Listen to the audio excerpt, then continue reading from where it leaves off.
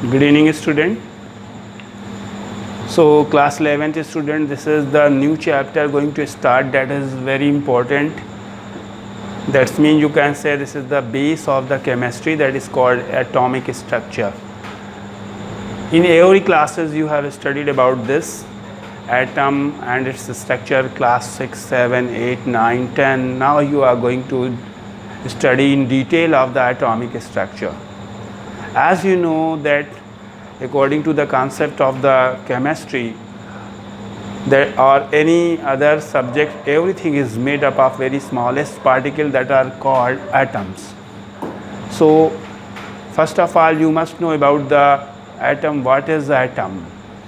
Atom is the smallest part of any substance which contain some fundamental particles and can't be divisible into two or more parts except their particles.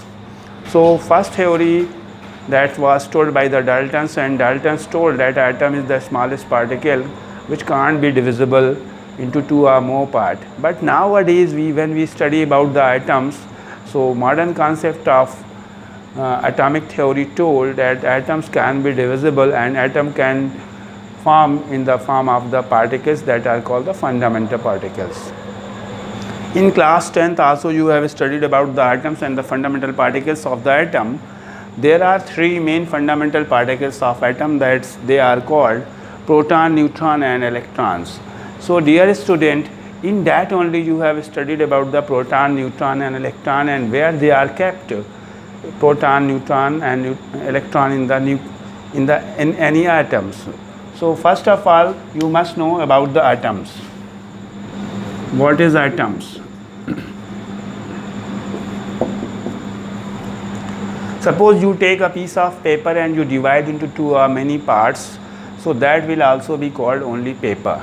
This is a paper. If you are taking this size of paper and you divide into two parts, that means half, that this will also be called paper and this will also be called paper.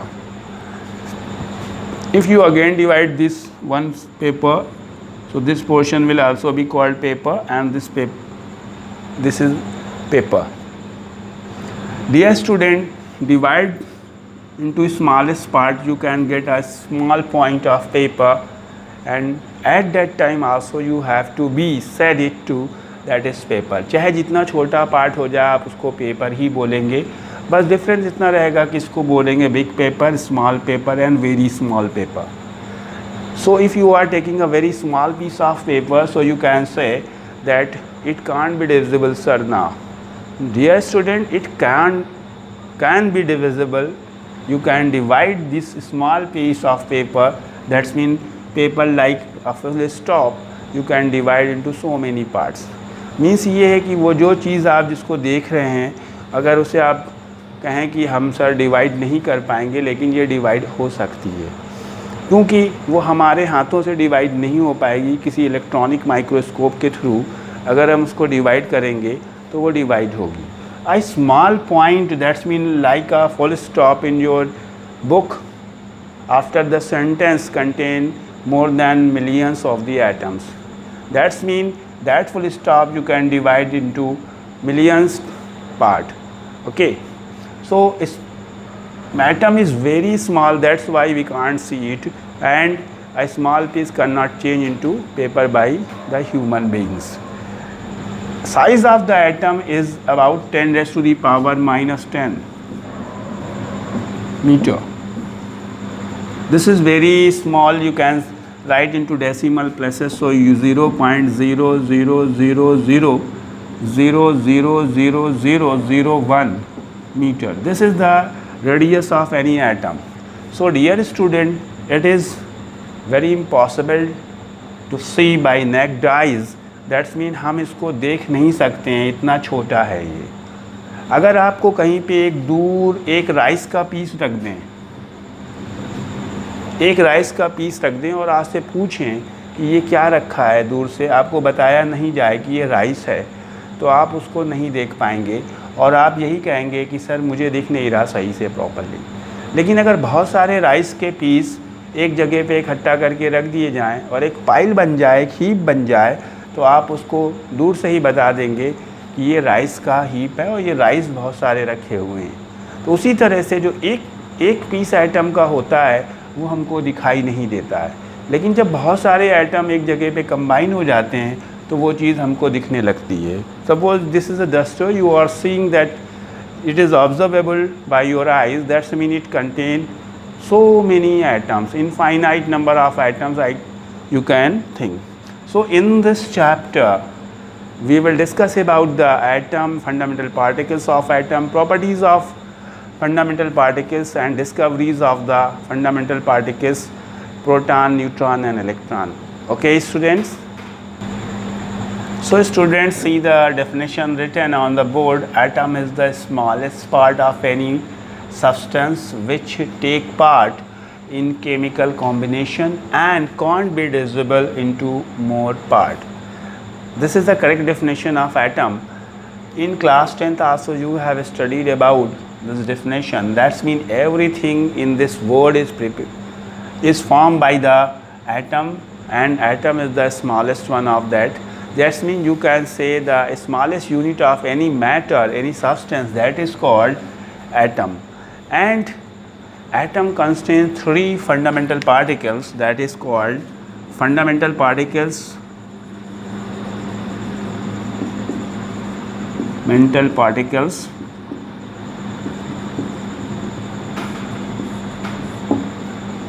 number 1 proton, number 2 electron, and number 3 neutron. These are the three fundamental particles. Apart these three particles, dear student, you must know about 18 more particles are present in the atom. आपने class 10 में पढ़ा, थोड़ा सा मैं उस structures के बारे में बता रहा हूँ, आपने इस तरह की स्टडी करी। एक सर्कुलर सॉलिड पोर्शन है जिसे हम न्यूक्लियस बोलते हैं, यहाँ पे कुछ चीज़ है और इसके चारों तरफ इलेक्ट्रॉन रिवॉल्व कर रहे हैं एक सर्कुलर पाथ में, इसको हम इलेक्ट्रॉन बोल रहे हैं। कितने भी इलेक्ट्रॉन्स मूव कर सकते हैं 2 8 करके, और इस पूरे स्ट्रक्चर्स को हम एटम बोलते हैं। इसमें ये बीच में हालो स्पेस भी है जो न्यूक्लियस और इलेक्ट्रॉन के बीच में मूव कर रहा है, गैप है। ये सॉलिड पोर्शन है जहाँ पे प्रोटॉन और न्यूट्रॉन, ये क्लास 10th में आपने पढ़ा। क्लास 10th में आपने बस एटम पढ़ा, शेल पढ़ा और इलेक्ट्रॉनिक कॉन्फ़िगरेशन के बारे में पढ़ा, बताया प्रोटॉन न्यूट्रॉन न्यूक्लियस में होते हैं, और ये क्लास छोटी क्लासेस से पढ़ते चले आ रहे हैं। हमें इस चैप्टर में क्लास 11th में सब कुछ पढ़ना है पूरी डिटेल में कि वो प्रोटॉन क्या होता है, इलेक्ट्रॉन क्या होता है, न्यूक्लियस में क्यों होता है, किसने डिस्कवर किया, प्रोटॉन पे कितना चार्ज है, न्यूट्रॉन पे कितना चार्ज है, इलेक्ट्रॉन पे कितना चार्ज है, और इतना चार्ज क्यों है। पहले तो हमने 3 फंडामेंटल पार्टिकल के बारे में आपको बताना है, protons, electron and neutrons. This is the nucleus, and inside of the nucleus proton and neutrons are placed, while the electrons are moving from the distance that is called shell, in a particular shell around the nucleus. They are moving in a circular path. See, when you draw this diagram on the board, you will feel on the parallel of the board only, but electrons are moving like this also, like this also, like this also. That's mean like this, in all the sides. That's mean form a sphere. So the space between this, in this some more particles are present, but they are very short lived. जो particles हैं वो बहुत छोटे हैं, इनसे भी ज़्यादा minute हैं, उनकी लाइफ बहुत कम है, और वो पार्टिकल्स आपस में टकरा करके एनर्जी बनाते हैं और एक दूसरे में चेंज होते रहते हैं। That's why these particles can't be considered as a fundamental particle. Only there are 3 fundamental particles, or you can say the subatomic particles, that are called proton, electron and neutron. But you must know the examples of the non-fundamental particle or other particles present in the atom, that is positron, neutrino,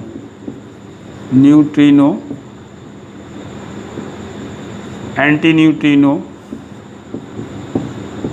anti neutrino, ट्रिनो, meson, etc.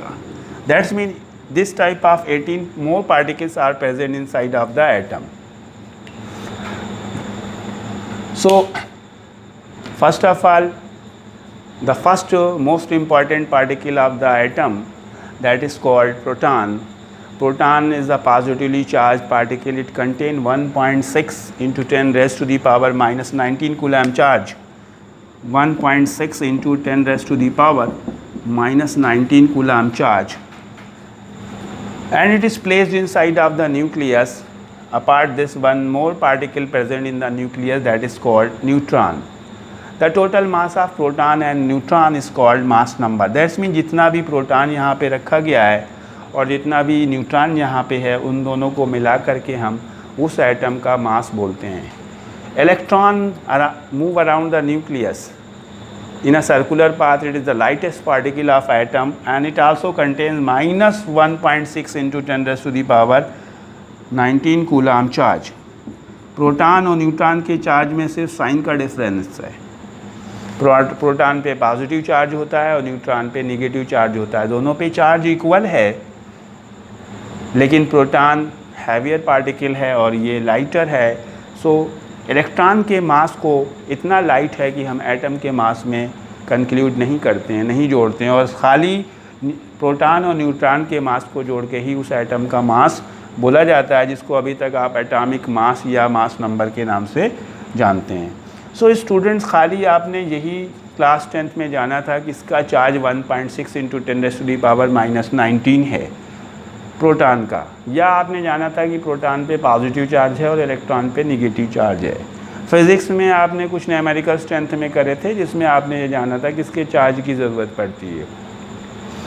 How many electrons move from one atom to another atom, ये भी आप calculate करते थे, वहाँ पे आपको इसकी ज़रूरत पड़ती थी. लेकिन ये charge minus 1.6 into 10 raise to the power minus 19 कैसे कैलकुलेट किया गया? या इलेक्ट्रॉन का mass m is equals to 9.1 into 10 raised to the power minus 19 coulomb, minus 19 10 raised to the power minus 31 kilogram. ये कैसे निकाला गया? इसकी स्टडी हम कल के वीडियो में करेंगे, जिसमें हम properties and discoveries of electron, actually में discovery of proton, discovery of electron और डिस्कवरी ऑफ न्यूट्रॉन को इस बार सिलेबस से हटा दिया गया है. लेकिन अगर आप उसके बारे में स्टडी नहीं करेंगे तो फिर आप प्रॉपर वे से एटॉमिक स्ट्रक्चर को नहीं जान पाएंगे, वैसे ही रह जाएंगे जैसे आपने क्लास 10th में किया था.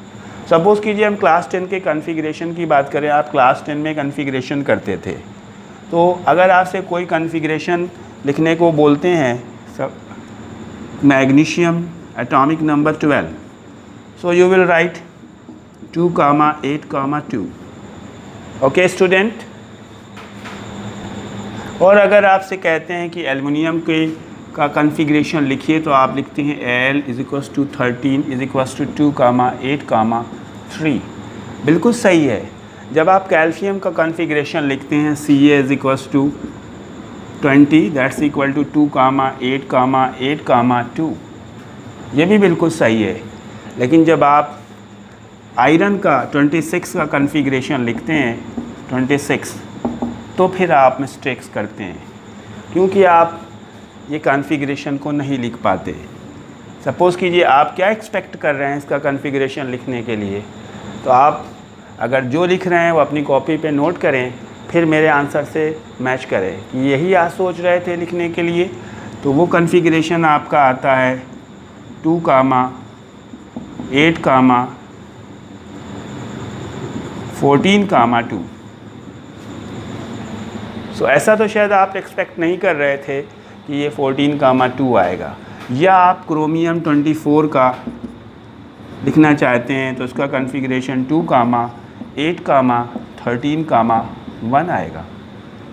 सो स्टूडेंट्स, तो जब हम एटम की प्रॉपर स्टडी करेंगे, किस तरह से प्रोटॉन डिस्कवर हुआ, प्रोटॉन पे कौन सा चार्ज होता है, प्रोटॉन का मास कितना होता है, प्रोटॉन का चार्ज कैसे फाइंड आउट किया गया, हु डिस्कवर्ड प्रोटॉन, इलेक्ट्रॉन क्या होता है, इलेक्ट्रॉन कहाँ पे होता है, न्यूट्रॉन क्या होता है, न्यूट्रॉन पे कितना चार्ज होता है, और प्रॉपर स्टडी करेंगे. Whether that will come in the examination or not, it doesn't matter, then we can understand about the atomic structure. So we are moving the properties and characteristic, or you can say discovery of the proton. Okay student, so before starting the discovery of proton, I am giving some question to do. That is number one question number one, what is the charge on electron. Second, question 2, write mass of electron in kilogram. Question number 3, who discovered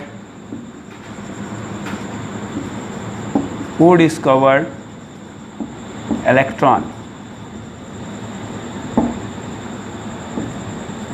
Now we are moving towards the discovery of proton.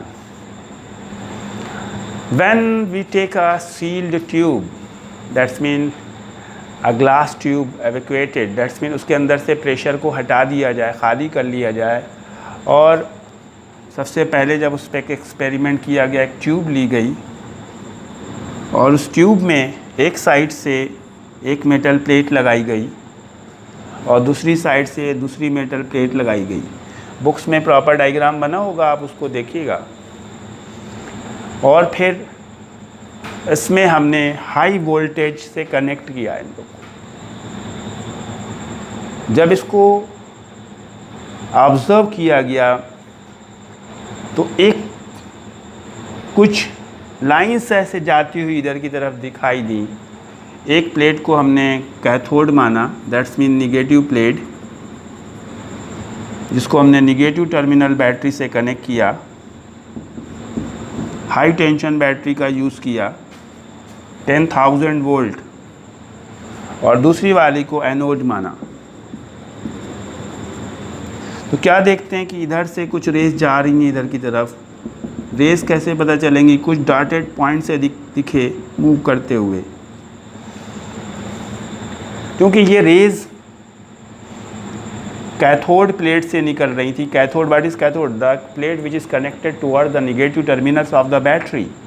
Anode that is the which is connected through the positive terminal of the battery. तो जो raise यहाँ से निकली वो किधर की तरफ जा रही थी, एनोड की तरफ जा रही थी. इनको कैथोड रेज बोला गया,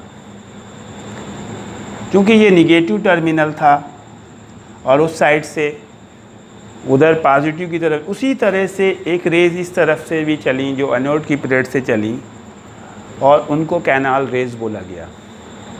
ये कैथोड रेज और वो कैनाल रेज.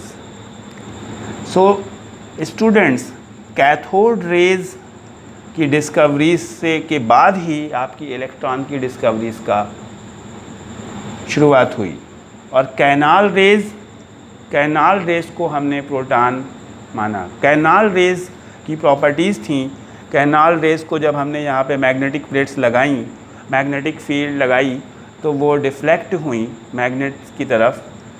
मैग्नेट यहाँ पे प्लेस करे गए तो वो प्लेट्स ये जो मूव कर रही थी इस साइड में, वो डिफ्लेक्ट कर गई. डिफ्लेक्ट का मीनिंग है कि अपने सीधे पास से हट गई, इस तरफ चली गई. जब हमने इलेक्ट्रिक फील्ड को यूज़ किया तो ये भी पाया कि ये इलेक्ट्रिक फील्ड में भी डिफ्लेक्ट हो गई और ये इलेक्ट्रिक फील्ड से नेगेटिव टर्मिनल की तरफ मूव करी. इससे ये पता चला कि जो रेज़ आपकी एनोड प्लेट से निकल रही हैं, यानी पॉजिटिव प्लेट से निकल रही हैं, वो उसमें कुछ ऐसा चार्ज पार्टिकल है जो कि इलेक्ट्रिक और मैग्नेटिक फील्ड से डिफ्लेक्ट हो रहा है.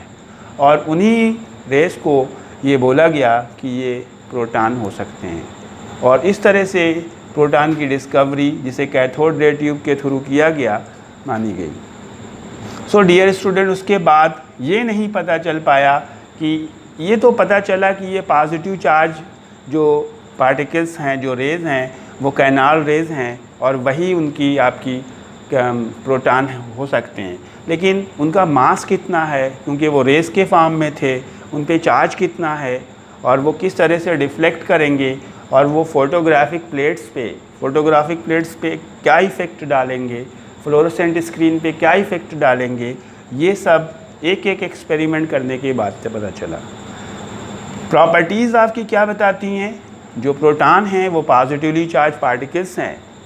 जे थॉम्सन और मिलिकान्स एक्सपेरिमेंट के बाद E/m, ये भी आपको अगली वीडियो में आएगा, E/m और जे थॉम्सन के एक्सपेरिमेंट के थ्रू ये पता किया गया कि प्रोटॉन का चार्ज कितना होता है और मास कितना होता है।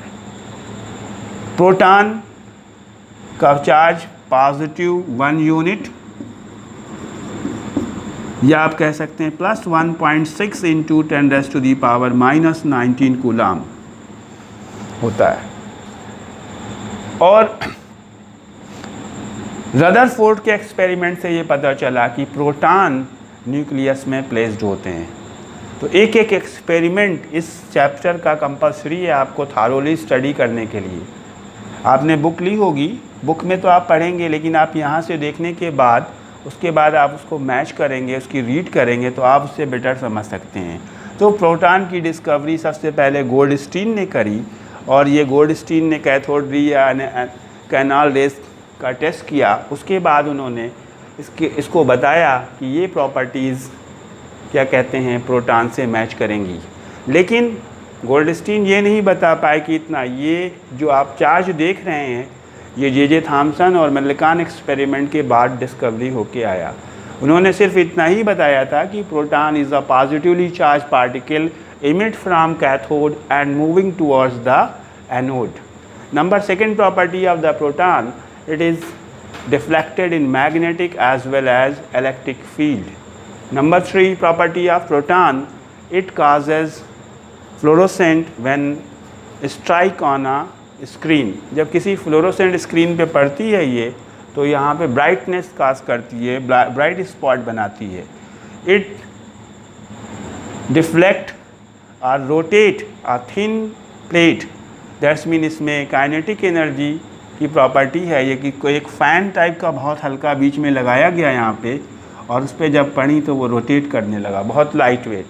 So these were the properties of the proton. Now you have to write the properties of the proton from the books. And one more question, number 4. Write the electronic configuration of Cu29. Okay, dear student, that's enough for today. This is the introduction of atomic structure. In the next video, we will discuss about the discovery of the electron, J. Thomson experiment and Millikan's experiment. Good night.